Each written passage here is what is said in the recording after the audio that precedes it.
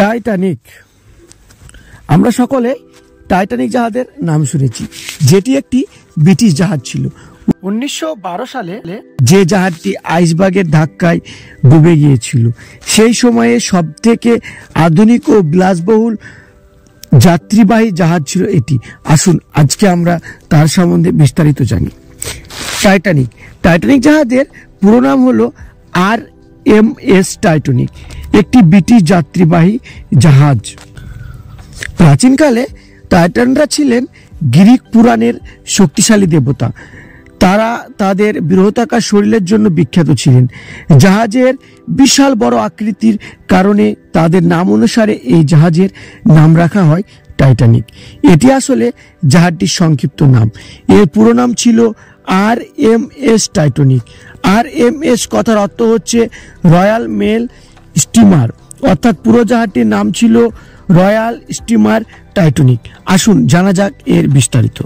Titanic জাহাজটির নির্মাণ কার্য শুরু হয় 1907 সালে। প্রায় টানা 5 বছর কাজ করার পর 1912 সালে জাহাজটির কাজ শেষ হয়। ইংল্যান্ডের হোয়াইট স্টার লাইন এই জাহাজটি নির্মাণ করেন। 60,000 টন ওজন এবং 275 মিটার দৈর্ঘ্য বিশিষ্ট জাহাজটি নির্মাণ করতে সে সময় খরচ হয়েছিল প্রায় $75 লাখ। বিশাল পরিমাণ অর্থের বিনিময়ে এই টাইটানিক জাহাজ নির্মাণ হয়। এই টাইটানিক জাহাজের যাত্রা শুরু হয় 1912 সালের 10 এপ্রিল। সাউদাম্পটন থেকে নিউ ইয়র্কের উদ্দেশ্যে যাত্রা শুরু করেন টাইটানিক। সে সময় টাইটানিকে মোট যাত্রী ছিল প্রায় 2200 জন এবং কয়েকশো কর্মী। শুরুতেই মাত্র 4 ফুটের জন্য SST অফ নিউ ইয়র্ক জাহাজের সঙ্গে সংঘর্ষ এড়াতে সমর্থ হয়। 77টি নটিক্যাল মাইল এগিয়ে রেসবুক থেকে 274 জন যাত্রী তুলে নেয়। 11 এপ্রিল রাত 11:30টায় আয়ারল্যান্ডের কর্ক সুরতপ্রায় থেকে জাহাজে উঠেন প্রায় 113 জন। এইভাবে জাহাজ পরিপূর্ণ হয়। জাহাজের দুর্ঘটনা ঘটে 14 এপ্রিল দুপুর 2টার দিকে। আমেরিকান নামের একটি জাহাজ থেকে রেডিওর মাধ্যমে টাইটানিক জাহাজকে জানায় তাদের যাত্রাপথে বড় একটি আইসবার্গ রয়েছে। শুধু তাই নয়, পরবর্তী মেজবা নামের আরেকটি জাহাজ থেকে এই একই ধরনের সতর্কবার্তা পাঠানো হয় টাইটানিককে। ওই সময় টাইটানিকের রেডিও যোগাযোগের দায়িত্ব ছিলেন জ্যাক পিলিপলস। এই সতর্কবার্তাকে অপ্রয়োজনীয় বলে মনে হয়।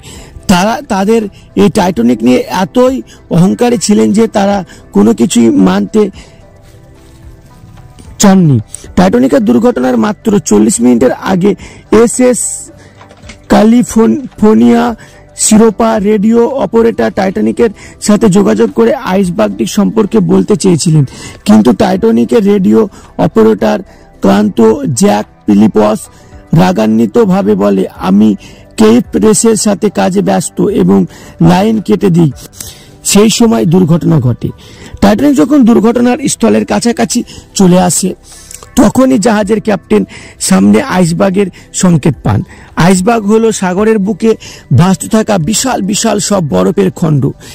এগুলো সবচাইতে ভয়ঙ্কর ব্যাপার হলো এগুলো মাত্র 8 ভাগের 1 ভাগ জলের উপরে থাকে, মানে এর বড় অংশটাই দেখা যায় না।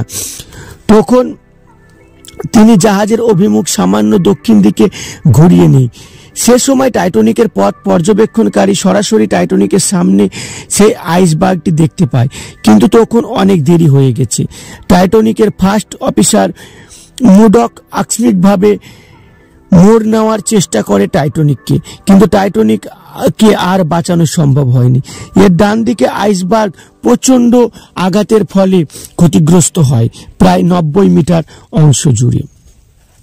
টাইটানিকের সর্বোচ্চ 4টি জলপূর্ণ কম্পাউন্ডার জলে পরিণত হয়ে যায়।